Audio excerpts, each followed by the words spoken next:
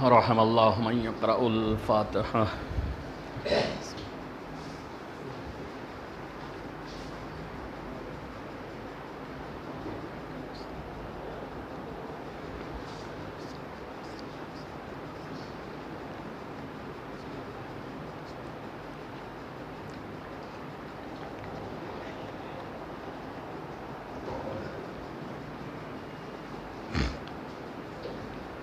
لا حول ولا قوة إلا بالله العلي العظيم۔ أعوذ بالله من الشيطان اللعين الرجيم۔ بسم الله الرحمن الرحيم۔ الحمد لله رب العالمين، الصلاة والسلام يا صاحب الدعوة النبوية والصولة الحيدرية والعصمة الفاطمية والحلم الحسنية والشجاعة الحسينية والعبادة السجادية والمآثر الباقرية والآثار الجعفرية والعلوم الكاظمية والحجج الرضوية والجود التقوية والنقاوة النقوية والهيبة العسكرية والغيبة الإلهية صلوات۔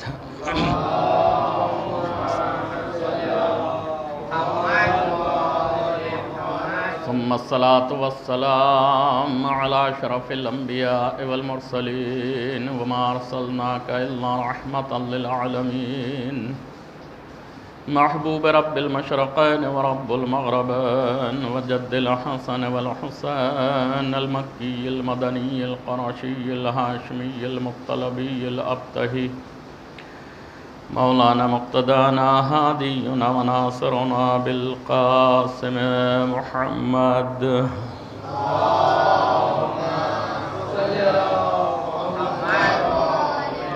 وآله الطيبين الطاهرين المعصومين المظلومين المنتجبين المنتخبين من يومنا هذا إلى يوم الدين.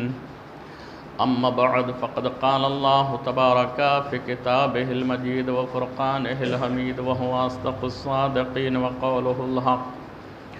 بسم الله الرحمن الرحيم. إن علينا للهدى وإن لنا للآخرة والأولى صلوات۔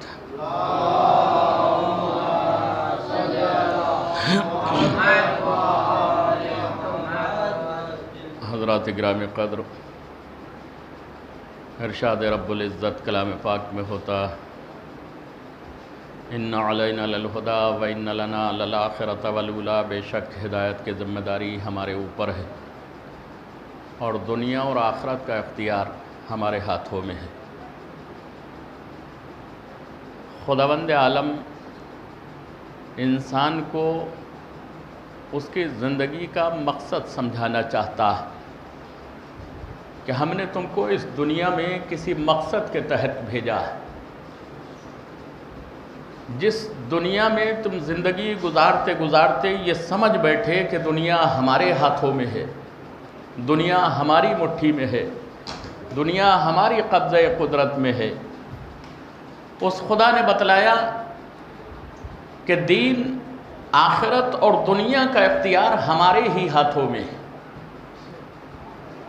کچھ جگہوں پر مجبور کرنے کے بعد اس آزاد انسان کو اس کی مجبوری کا احساس دلایا۔ انسان سوچے، جب کبھی وہ غفلت میں ہوتا ہے، گمراہی کے راستوں پر چلنے لگتا ہے، دنیا کبھی زیادہ ہاتھ میں آ جائے، طاقت ہاتھ میں آ جائے، پیسہ ہاتھ میں آ جائے، مال و دولت ہاتھ میں آ جائے، اقتدار ہاتھ میں آ جائے، تب وہ انسان قدرتی کو بھول جاتا ہے، اس کی طاقت اور قوت کو بھول جاتا ہے، اور وہ یہ یاد نہیں رکھتا کہ کل جب میں بچہ تھا تو اس قابل تھا کہ جب تک ماں باپ انگلی پکڑ نہیں لیتے تھے تب تک میں اٹھ کر چل نہیں سکتا تھا۔ کبھی اپنی مجبوریوں پر غور کرنے پر انسان متوجہ ہے نہیں ہوتا۔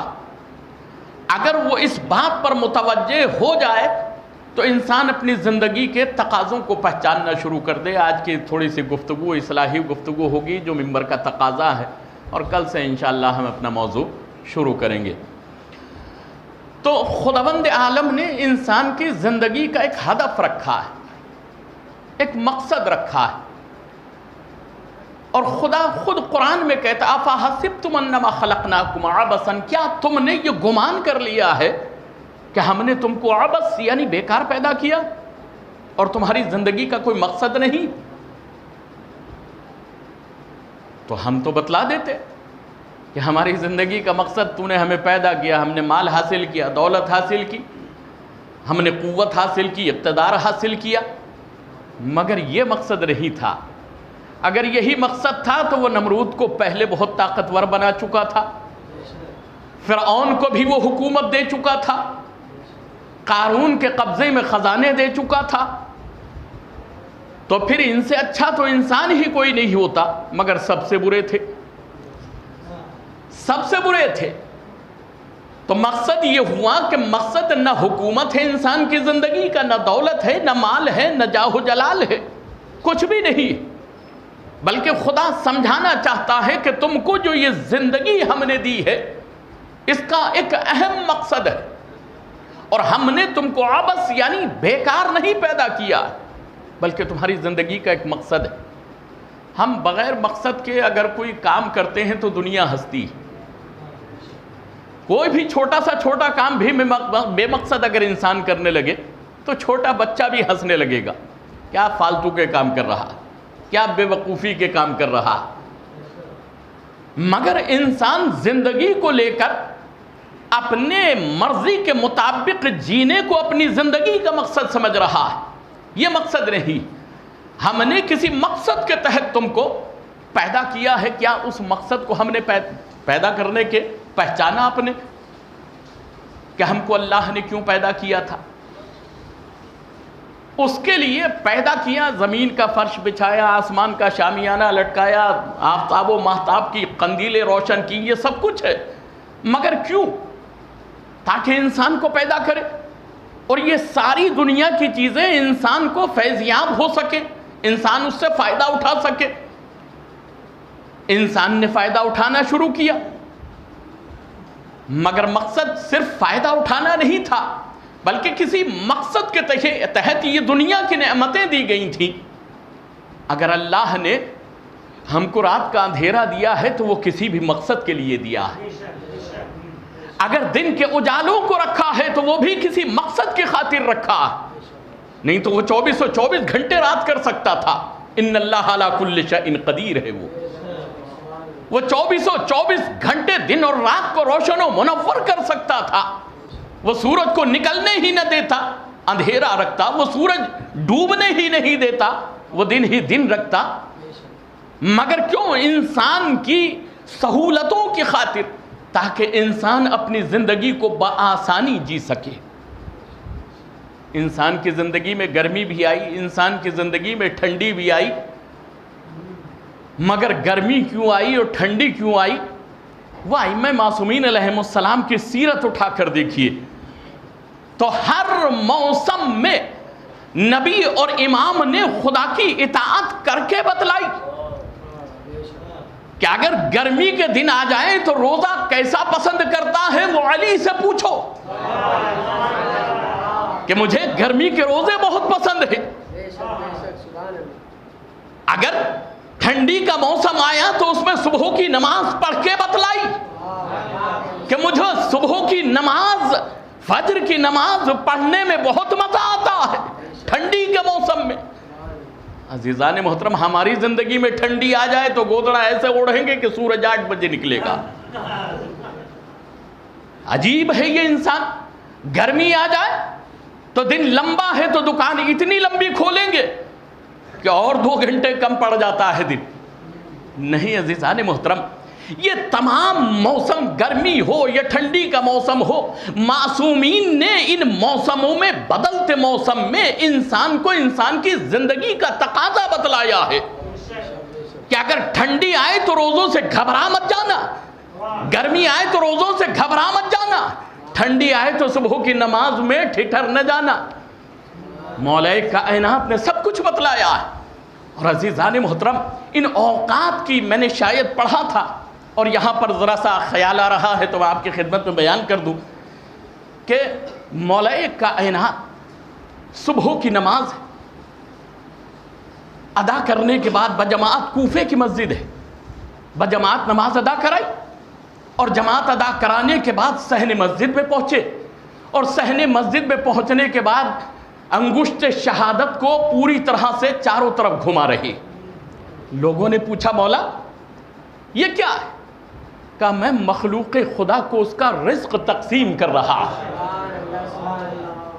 رازق خدا ہے، وہ خیر الرازقین ہے، مگر اس نے رزق دینے کی ذمہ داری کسی اور کو بھی دی ہے۔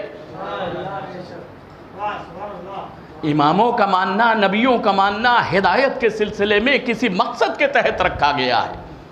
جب انگلی کے اشارے کو کیا، کہا میں مخلوق کا رزق اس تک پہنچا رہا ہوں، تو اب تو یہ آپ بات مانیں گے کہ مولا کائنات کے بزم میں بھی ایک سمجھما نہیں تھا، کچھ مومن تھے تو کچھ منافق بھی تھے۔ اب یا کوئی مقصد سمجھیے یا ہیبت علی سمجھیے، جو مولا دعوت ذوالعشیرہ سے لے کر وفات نبی تک دین اسلام کے قائم کرنے میں رسول کی مدد کرتا رہا، وہ 25 سال خاموش بیٹھا رہا، 25 سال تک خاموش بیٹھا رہا، جس کی تلوار ایسی چلی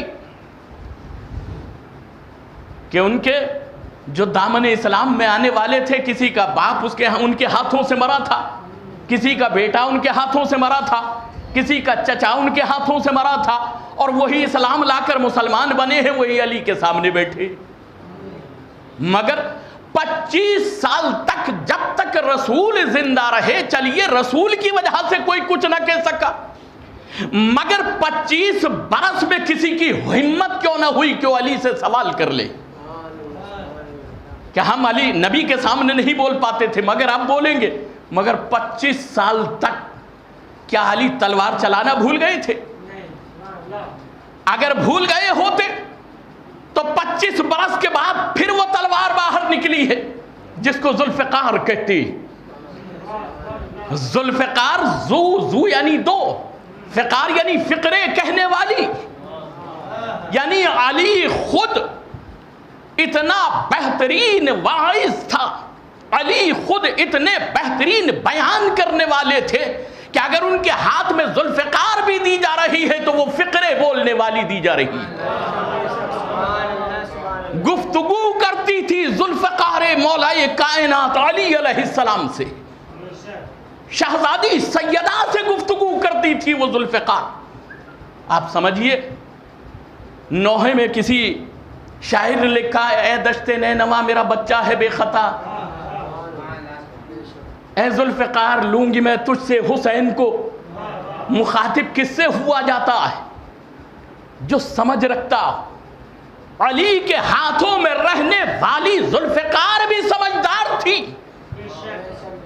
اور وہ ان کے کلمات کو، ان کے اشاروں کو سمجھا کرتی تھی، مگر مولا علی کے چاہنے والے اشاروں سے کیا حکم کو نہیں سمجھتے۔ ایک صلوات بھیجی محمد و آل محمد کو۔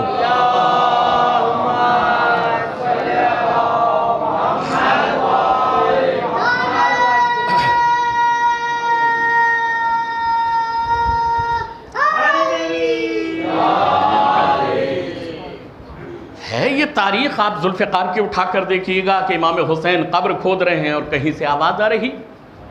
کون رو رہا تھا کہ مجھے یہ نہیں معلوم تھا کہ مجھ سے اس بچے کی قبر کھودنا پڑے گی۔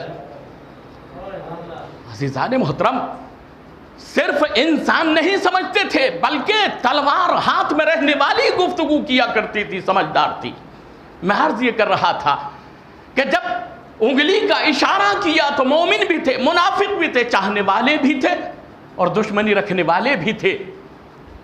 جب کہا مولا نے کہ مخلوق خدا کو اس کا رزق تقسیم کر رہا، صرف چاہنے والوں کو نہیں، دیکھیے گا میں مخلوق خدا کو اس کا رزق تقسیم کر رہا ہوں۔ جیسے نبی رحمت للعالمین تھے، ویسے ہی نبی کا وصی بھی ولی عالمین بن کر اٹھا ہے، اور وہ فرائض جو نبی کے تھے وہ علی پورا کر رہے تھے۔ عزیزان محترم، جب یہ کہا تو چند منافقین آپس میں ذکر کرنے لگے کہ اب تک تو منبر سے صرف یہ دعویٰ تھا کہ جو کچھ پوچھنا ہو پوچھ لو، آسمان کا پوچھنا ہو، زمین کا پوچھنا ہو، زمین کے نیچے کا پوچھنا ہو، خلا کا پوچھنا ہو، دریا کا پوچھنا ہو، جو بھی کچھ پوچھنا ہو پوچھ لو۔ سب سے بڑا دعویٰ تو یہ تھا، اب اس کے اوپر دعویٰ یہ بڑا ہو گیا کہ اب علی رازق بھی بن گیا۔ جب آپس میں یہ گفتگو سننے کے بعد مشورے ہوئے ان کے کہ یہ تو بہت ہی بڑا دعویٰ ہے کہ علی نے اب رزاقیت کا دعویٰ کر دیا کہ میں مخلوق خدا کو اس کا رزق پہنچا رہا۔ دشمنی جاگی تو ایک مرتبہ شیشی میں کچھ کیڑیاں، کچھ چیونٹیاں جمع کی، اور جمع کرنے کے بعد اوپر سے تولیہ لپیٹی۔ اگلے دن پھر نماز میں پہنچ گئے صبح کی، اور نماز میں پہنچنے کے بعد جب جماعت نماز ہو گئی، علی پھر صحن مسجد میں آئے، اور آنے کے بعد پھر انگلی کا اشارہ کیا کہ علی کیا کیا؟ کہ مخلوق خدا کو اس کا رزق تقسیم کر رہا، کہ پہنچا دیا، کہ سب کو پہنچا دیا، کہ ہاں جو آسمان کی مخلوق تھی اس کو پہنچا دیا، جو زمین کی تھی اس کو اس کا پہنچا دیا، جو خلا کی تھی اس کو اس کا پہنچا دیا، کہ سب کو پہنچا دیا، کہ جی ہاں سب کو پہنچا دیا۔ تمہارے ہاتھ میں جو شیشی میں کیڑیاں بند ہیں ان کا رزق ان کو پہنچا دیا۔ اگر یقین نہ ہو تو تولیہ ہٹا کر ان کو دیکھ لو کہ ان کا رزق ان کے منہ میں بھرا ہوا ہے کہ نہیں ہے۔ علی علیہ السلام ویسے ہی جسمانی طور پر مجبوری کی حالت والا حساب نہیں ہے، علی مخلوق خدا کو پہچانتے تھے، جانتے تھے، ہر ایک کی آواز کو، ہر ایک کی بولی کو، ہر ایک کی زبان کو، ہر ایک کی ضرورت کو۔ اور پھر جب یہ عزیزان محترم یہ غیب نہیں تھا تو کیا تھا کہ تولیہ لپٹی ہوئی ہے، وہ یہ سمجھ رہے ہیں کہ اتنی مخلوق تو کم سے کم بے رزق رہ جائے گی جتنی ہماری پاس ہے، مگر علی کو شیشے یا بوتل کی مجبوری نہیں ہوتی۔ علی وہ ہے جو لرزتی زمین پر ہاتھوں کو رکھ دے تو زمین تھم جائے۔ علی وہ ہے کہ جو قائم سورج کو پلٹانا چاہے تو پلٹا سکے۔ علی کی طاقتوں کا اندازہ انسان کو تھا ہی کہاں۔ علی علیہ السلام عزیزو، میں عرض یہ کر رہا تھا کہ خداوند عالم نے، اب تھوڑا سا یہاں پر یہ جملہ کہہ دوں، جب واقعہ پڑھا ہے 1400 برس پہلے کی بات ہے، مومن آتے تھے، مولا سے محبت تھی، خدا سے رشتہ محبت تھا، نماز پڑھنے آتے تھے، مگر یہ منافق کیا کرنے آتے تھے صبح میں؟ مطلب کیا تھا کہ جماعت نماز پر اتنی پابندی تھی کہ منافق بھی بستر میں نہیں سو سکتا تھا۔ وقت نماز وہ بھی اٹھ کر، تبھی تو پتا چل رہا ہے کہ علی انگلیاں گھما رہے ہیں، نہ جاتے ہوتے تو پتا کیسے چلتا، ہم محب ہو کر سو رہے۔ ایک صلوات بیجئے محمد و آل محمد کو۔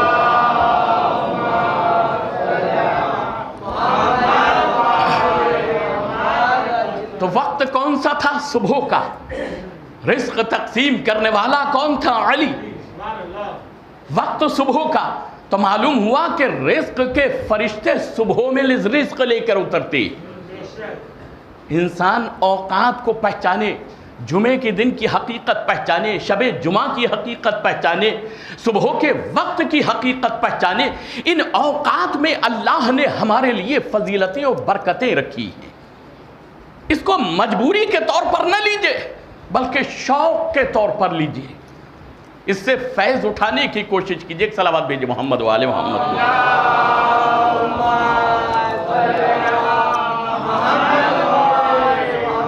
تو میں عرض یہ کر رہا تھا کہ خداوند عالم نے ہدایت کے ایک سلسلے کو انسان کی زندگی میں قائم کیا، کہ انسان کی ایک زندگی کا تقاضا ہے کہ کس صورت سے اس کو سونا ہے، کیسے جاگنا ہے، کیسے کھانا ہے، کیسے پینا ہے، کیسے چلنا ہے، کیسے گفتگو کرنا ہے، کیسے اخلاق کے ساتھ لوگوں کے پیش آنا ہے، یہ تمام چیزیں دستور اسلام میں انسان کو دی گئی، بتلائی گئی نبیوں کے ذریعے، ائمہ کے ذریعے۔ آپ دیکھیں کہ خداوند عالم نے نبیوں کو معجزات دیے، مگر جتنے نبیوں کو معجزات دیے وہ سارے معجزات ہمارے نبی کے پاس تھے۔ کیوں؟ اس لیے کہ ہمارے نبی سید الانبیاء تھے، سید الانبیاء۔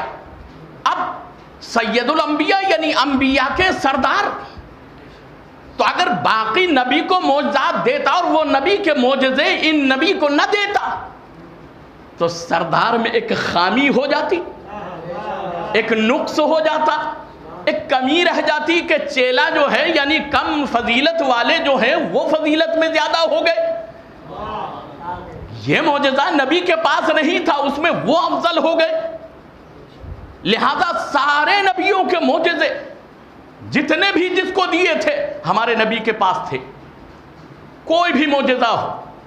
مگر یہ سب کچھ کیوں دیے گئے تھے؟ اسلام کو ثابت کرنے کے لیے، قائم کرنے کے لیے معجزات دیے گئے تاکہ لوگ نبی مان سکیں اور جو پیغام دیا جا رہا ہے اس پر یقین کر سکیں، یقین کرنے کے بعد اس پر عمل کر سکیں۔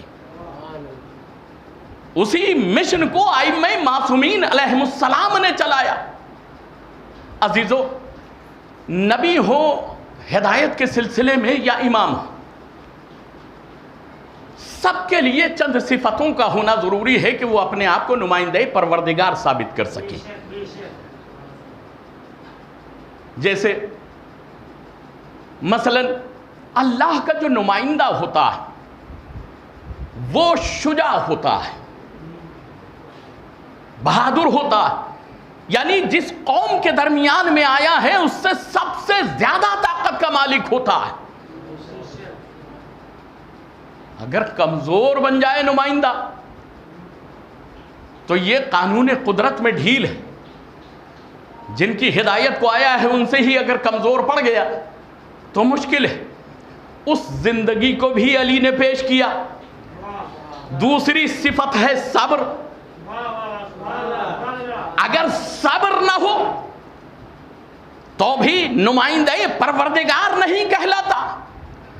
اب جس کی شجاعت اتنی تھی، بدر سے لے کر احد، خیبر، خندق، حنین، صفین، نہروان، جتنی بھی جنگیں ہیں کسی میں شکست نہیں کھاتا اللہ کا نمائندہ۔ وہ ایک وقت ایسا آ جائے کہ گلے میں لوگ رسی کا پھندا ڈال دیں، کیا یہ ممکن ہو سکتا ہے؟ نہیں ہو سکتا۔ جو 25 سال بیٹھنے کے بعد پھر سے تلوار چلائے وہ کبھی شکست نہیں کھاتا، مگر ایک منزل پر رسی کا پھندا ڈلوا لے تو وہ دنیا کو بتلاتا ہے یہ شجاعت صبر ہے کہ جو اللہ اپنے نمائندے کو عطا کرتا ہے۔ اور یہی وجہ تھی کہ جب علی علیہ السلام کے گلے میں رسی کا پھندا ڈلا ہے تو کیسائی دیکھ رہا تھا، اس نے دیکھا کہ پھندا ڈلا، اس نے دیکھا علی کو غصہ نہیں آیا، اس نے دیکھا علی نے تلوار نہیں چلائی، اس نے دیکھا علی نے قتال نہیں کیا۔ وہ سوچ رہا ہے اور سوچتے سوچتے فوراً آگے بڑھا، اور آگے بڑھنے کے بعد میں کہتا ہے کہ میں اسلام قبول کرتا ہوں۔ جب پوچھا گیا کہ کیوں، کہا میں ان کو اللہ کا اصل نمائندہ سمجھتا ہوں۔ کہا وہ کیوں؟ کہا اس لیے کہ جس کی شجاعت ایسی ہو کہ جس کے سامنے ہزاروں کا لشکر پانی بھر جاتا ہو، والی اتنے ناموز ایسے لوگوں کے سامنے خاموشی کے ساتھ رسی کا پھندا ڈلوا لے، یہ ناممکن ہے۔ یہ شجاعت اور صفت صبر ہے، اس لیے علیہ السلام اس صفت کو دنیا کو بتلانا چاہتی ہے کہ ساری طاقت ہونے کے باوجود پاس میں پھر مسلمانوں پر حملہ نہیں کر رہے ہیں، بدلہ نہیں لے رہے اور اپنی طاقت کا استعمال نہیں کر رہے۔ ہمارے پاس اگر تھوڑی سی طاقت آ جائے، سامنے کوئی بول جائے، اس کا بھوکا نکال دیں گے۔ مگر علی علیہ السلام بتلا رہے ساری طاقتیں ہونے کے باوجود انسان مصلحت کی خاطر صبر کرے، اسی کو شجاعت کہا جاتا ہے، اسی کو طاقت اور قوت کہا جاتا ہے۔ یہ علی علیہ السلام نے ثابت کیا، منزل شجاعت دکھلائی، منزل صبر دکھلائی۔ ایک صفت ہے جس کو صفت شہادت کہتی ہے، صفت شہادت۔ عزیزان محترم، بہت سے نبی قتل ہوئے، ٹکڑے ٹکڑے کر دیے گئے، شہید کر دیے گئے، ان کے ریزے ریزے کر دیے گئے، ان کی امتوں نے کیے، ان پر عذاب آئے۔ آپ دیکھیے گا کہ نبی سب سے افضل تھے۔ عیسیٰ آج بھی زندہ ہے، الیاس آج بھی زندہ ہے، ادریس آج بھی زندہ ہے، خضر آج بھی زندہ ہے۔ یہ صفت شہادت ایک ایسی صفت ہے کہ ہمارے نبی جب نمائندوں میں ہے یہ، تو پھر ہمارے نبی میں زیادہ ہونی چاہیے، شدت کے ساتھ ہونی چاہیے۔ مگر بتلایا یہ گیا کہ ہمارے نبی اپنی موت مرے، بظاہر اپنی موت مرے، شہادت کی منزل پر فائز نہیں ہوئے، تو اس شرف سے محروم رہ گئے کہ نہیں رہ گئے؟ مگر اگر اس شرط سے محروم رہ جاتے تو پھر بات ہی کیا ہوتی؟ اسی لیے حسین کو کہا تھا حسین منی وانا من الحسین، حسین مجھ سے ہے، میں حسین سے ہوں۔ انا وعلی من نور واحد، میں اور علی ایک نور سے ہے۔ فاطمہ کے لیے کہا تھا فاطمہ بضعۃ منی، فاطمہ میرا ٹکڑا ہے، یعنی بظاہر دنیا کو یہ بتلانے کے لیے یہ میرے تن تھے، میں نے اپنی صفت شہادت کو حسین و حسن میں تبدیل کیا، حسن و حسین کی طرف منتقل کیا۔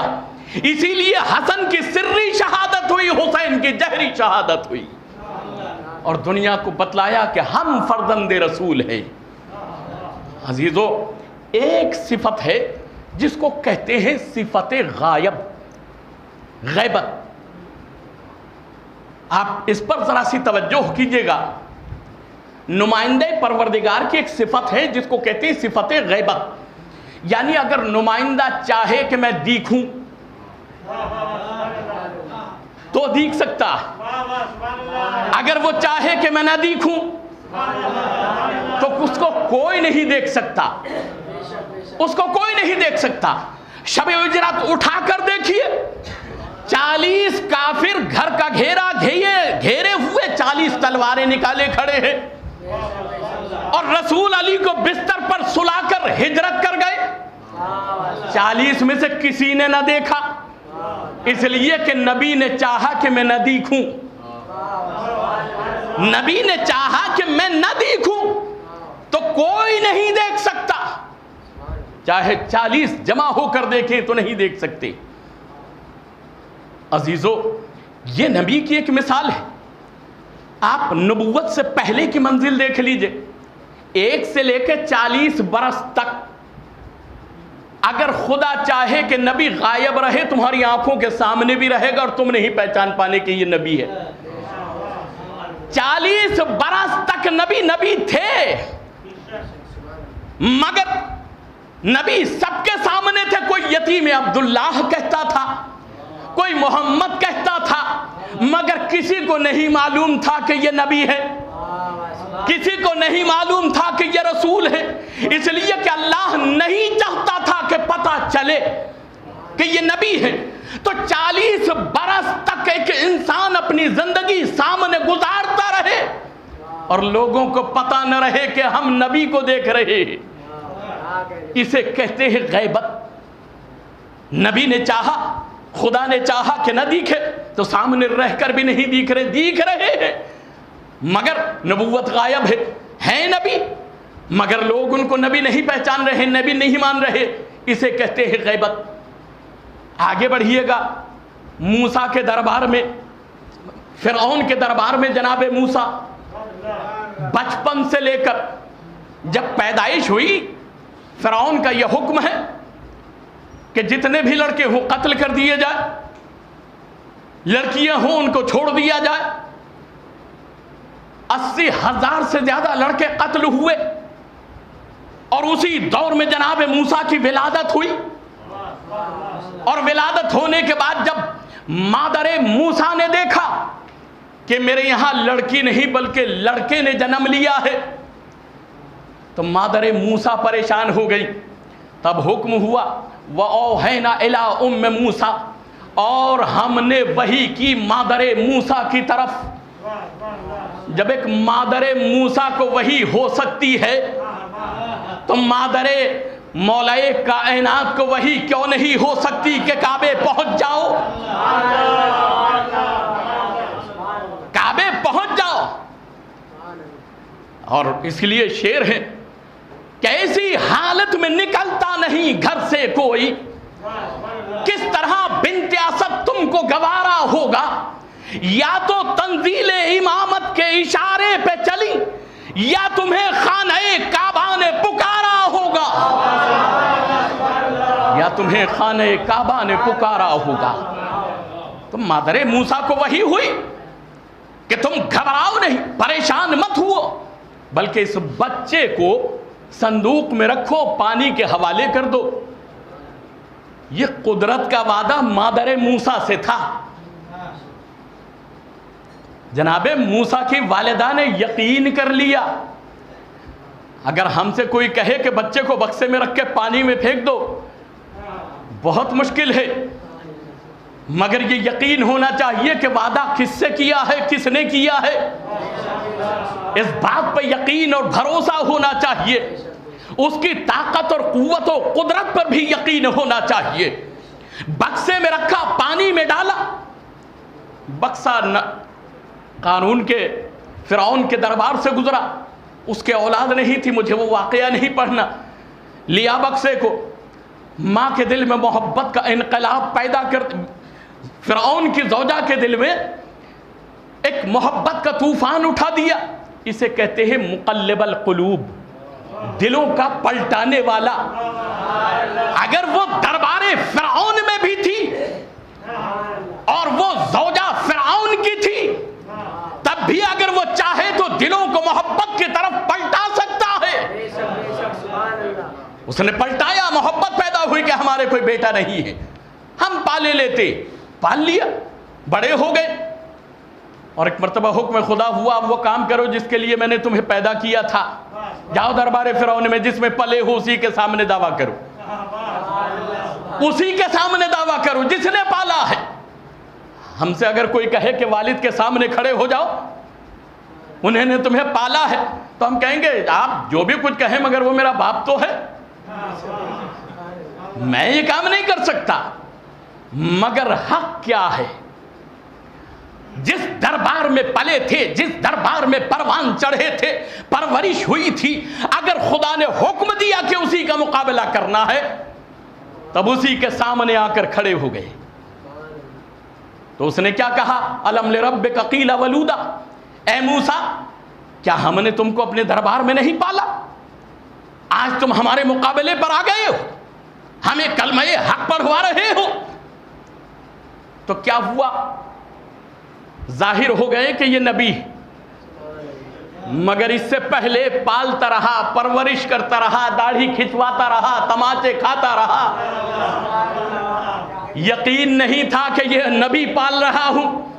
اگر خدا چاہے تو دشمن کے دربار میں نبی کو غائب ظاہر رکھ کر غائب کر سکتا ہے۔ آج دنیا تعجب کرتی ہے کہ اگر تمہارا 12واں امام ہے تو کہاں ہے؟ عزیزان محترم، جب امام کا ظہور ہوگا تو یہ بتلایا گیا ہے کہ انسان تعجب کرے گا، یہ تو میں دیکھتا تھا ان کو تو، مگر پہچان نہ سکا۔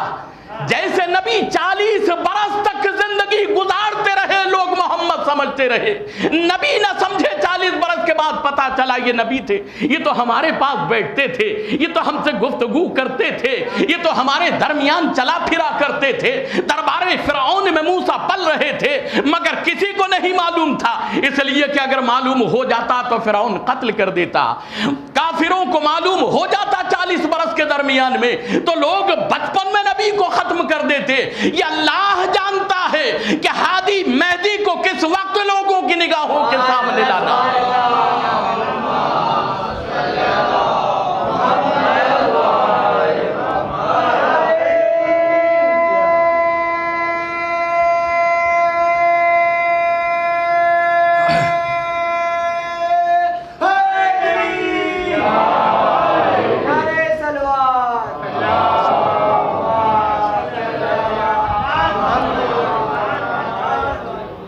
جب یہاں تک گفتگو پہنچی ہے تو بتلاؤں میں آپ کی خدمت میں کہ ایک مرد بزرگ حرم میں داخل ہوا. جیسے ہی حرم میں داخل ہوا, بیٹھا ایک نوجوان جوان برابر میں بیٹھا تھا. اس سے کہا کہ جوان, میں پڑھنا نہیں جانتا, کیا میری طرف سے زیارت پڑھ سکتے ہو تاکہ میں سنوں اور اپنی زبان سے کہوں؟ میں سنوں اور اپنی زبان سے دہراؤں, میں پڑھنا نہیں جانتا.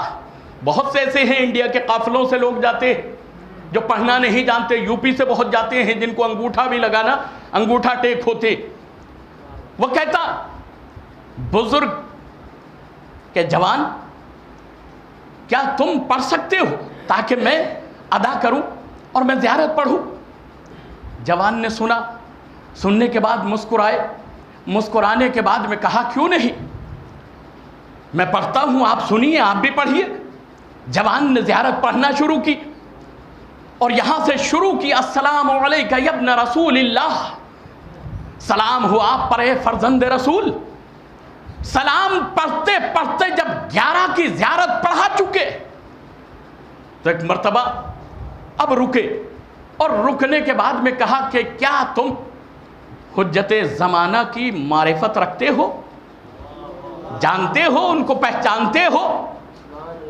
تو بزرگ نے کہا کیوں نہیں میں پہچانتا, میں پہچانتا ہوں. اور پھر یہ کہہ کر سینے پہ ہاتھ رکھا, سر کو جھکایا اور کہا السلام علیکہ یا حجت ابن الحسن العسکری.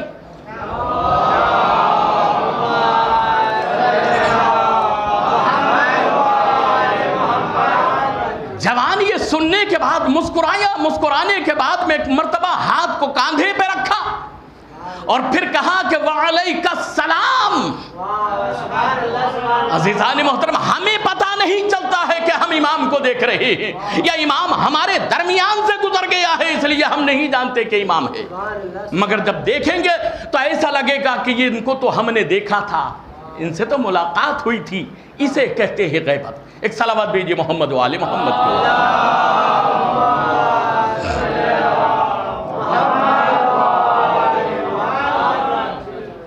عزیزان محترم, اس کے لیے انسان معرفت اپنی پیدا کرے, اور اس کے لیے اللہ نے جو ہادیوں کا, رہنما کا انتظام کیا, ان کی باتوں کو یقین کے ساتھ عمل پیرا ہو, ان پر عمل کرنے کی کوشش کرے,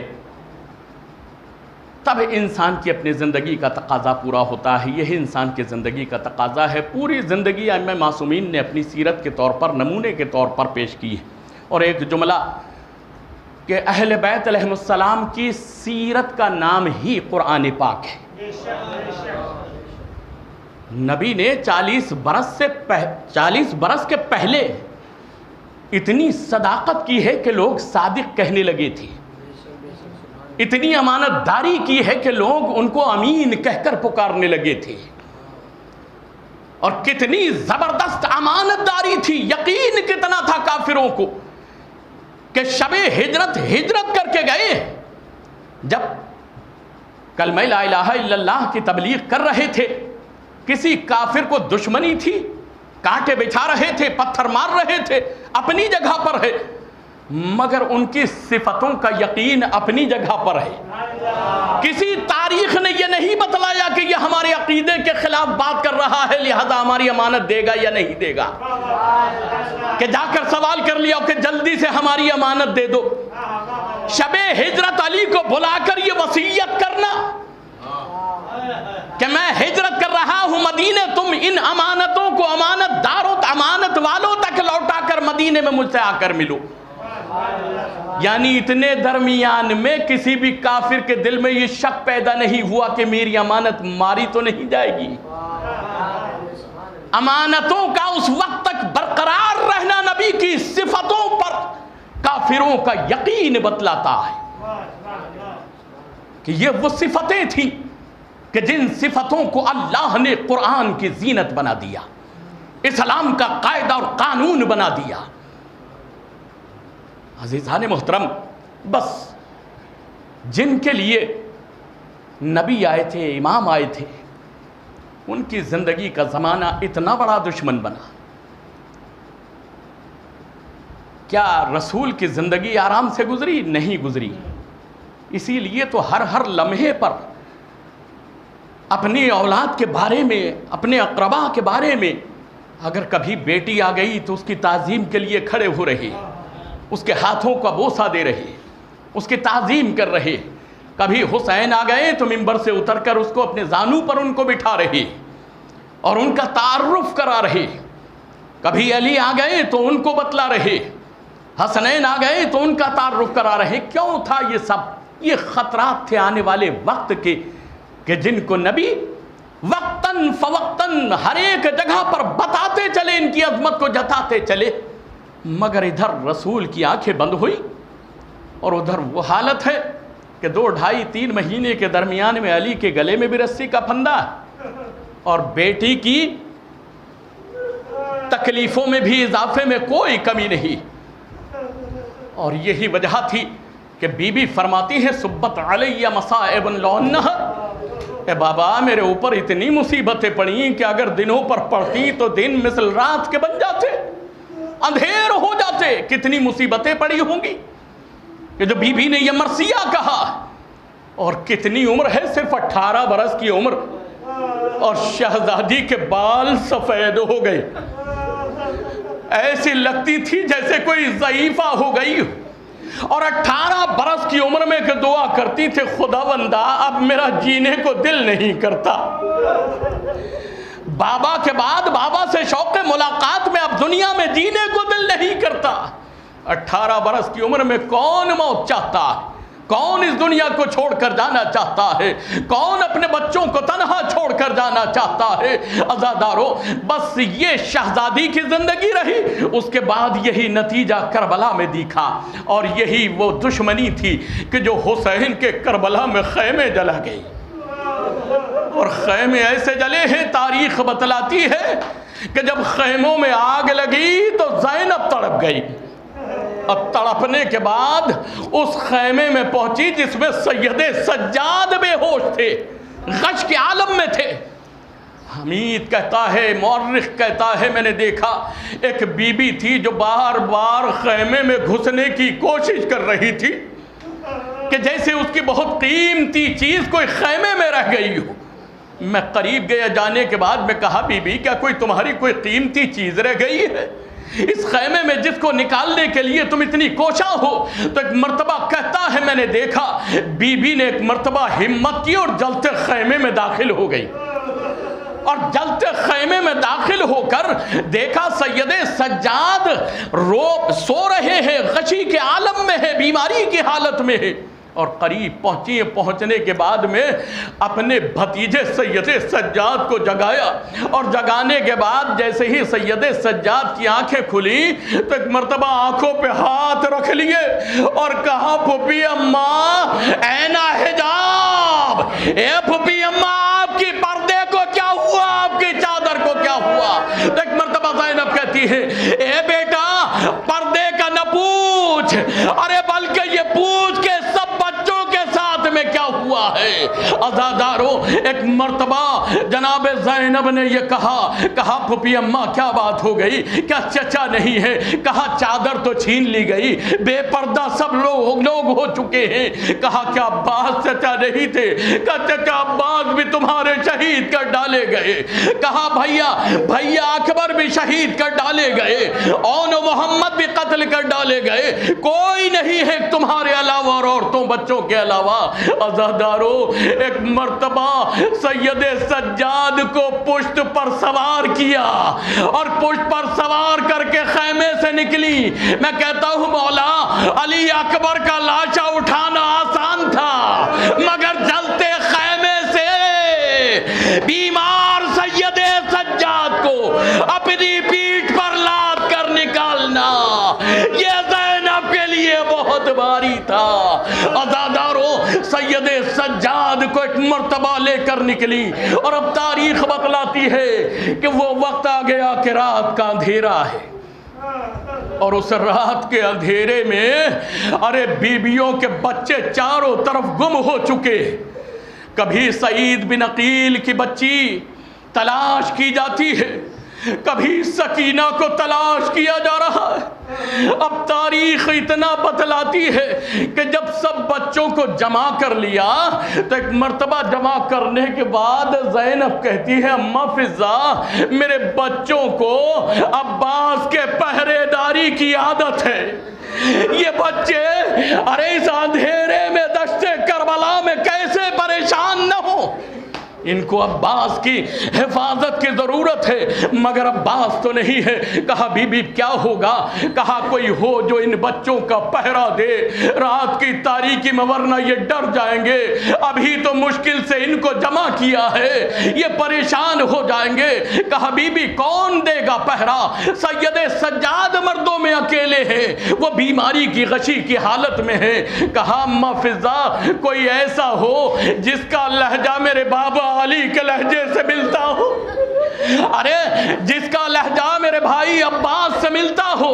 کہا ایسا کون ہے؟ تو ایک مرتبہ زینب کہتی ہے کہ میں علی کی بیٹی، ارے جس نے کبھی بلند آواز میں گفتگو نہیں کی، آج میں ان بچوں کا پہرا دوں گی۔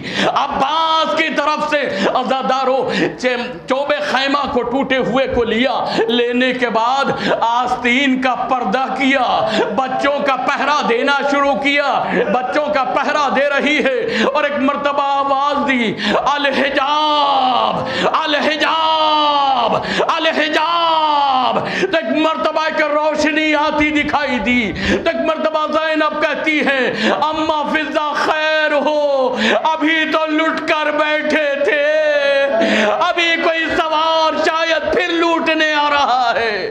کہا کیسے؟ کہا کوئی روشنی آتی دکھائی دے رہی ہے، کوئی سوار آتا دکھائی دے رہا ہے۔ کہا اچھا۔ ایک مرتبہ زینب آگے بڑھی، سوار آ رہا ہے، زینب نے کہا سوار رک جا، سوار رک جا، سوار نہیں رکتا۔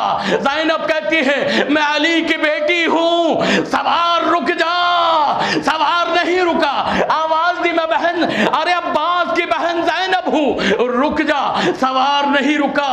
جب قریب آیا ایک مرتبہ لگام پہ ہاتھ نہ ڈالا، آواز دی سنتا کیوں نہیں، اور ایک مرتبہ آنے والے سوار نے نقاب کو الٹا، آواز دی زینب ارے میں تیرا بابا علی نجف سے کربلا آیا، اے بیٹی گھبرا نہیں، تو نے آواز دی، ارے پردے کی حفاظت کی تو میں آیا۔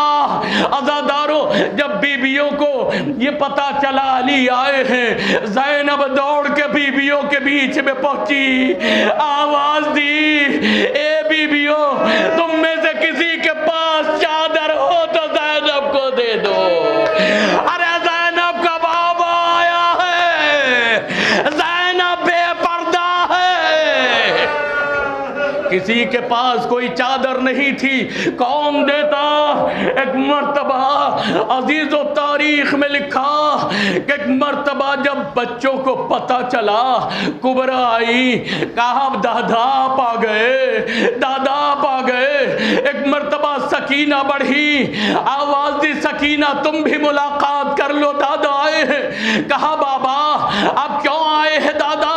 کہا میری بیٹی زینب نے مجھے آواز دی تھی حفاظت پردہ کے لیے، نجف چھوڑ کے میں کربلا زینب کی آواز پر آیا۔ سکینہ نے کہا بابا اے دادا ارے میں آپ سے ناراض ہوں۔ کہا کیوں؟ کہا اس لیے ارے زینب امیر کی بیٹی تھی، اس کے بلانے پہ چلے آئے، سکینہ غریب کی بیٹی تھی، دن بھر آواز دیتی رہی، ارے میرے بابا کو ذبح نہ کر، میری رضا کو نہ چھین، بابا بنائے، میں بلاتی رہی، آپ حفاظت۔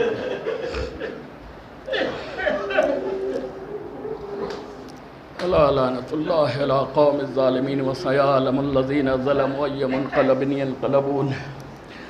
بار الحج محمد و آل محمد کا واسطہ جو مومنین مومنات بیمار ہوں کو شفاء کلی صحت کاملہ عطا فرما، جو مومنین مقروض ہیں ان کے قرض میں ادائیگی فرما، جو مومنین پریشان حال ہیں ان کی پریشانی کو دور فرما۔ بارہ محمد و آل محمد کا واسطہ ہمارے گناہ کبیرہ و صغیرہ کو معاف فرما۔ ہم سمجھنے یہ سہون غلطی ہو ان کو معاف فرما۔ پروردگار آج محمد و آل محمد کا واسطہ تمام مومنین مومنات کو جو مرض پھیلا ہوا ہے اس سے حفظ و امان عطا فرما۔ جو مومنین بیمار ہیں ان کو اس سے شفا کلی صحت کاملہ عطا فرما۔ جو مومنین صحت مند ہیں ان کی صحتوں کو برقرار فرما۔ امام کے ظہور میں تعجیل فرما، ان کے ناصروں میں ہمیں شمار فرما۔ ماتم حسین